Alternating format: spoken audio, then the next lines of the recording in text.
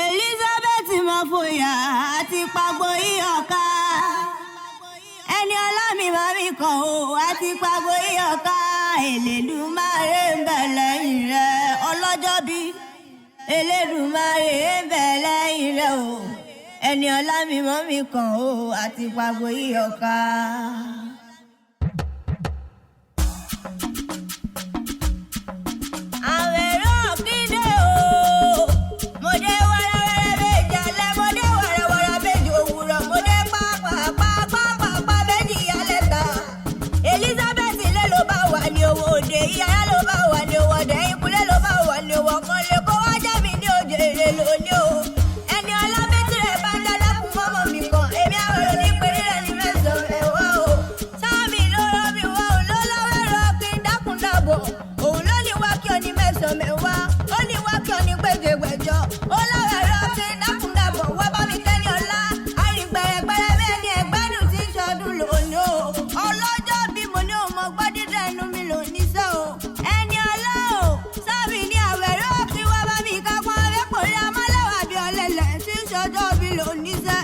Elizabeth kórìjà ọpẹ́ kó gbólilẹ̀ yìí kórìjà ọpẹ́ kó túbọ̀ sòmíràn sí nínú owó nínú ọlá nínú ẹ̀kọ́ òun bá lọ́rọ̀ gọ̀gọ̀ Elizabeth wọ ní.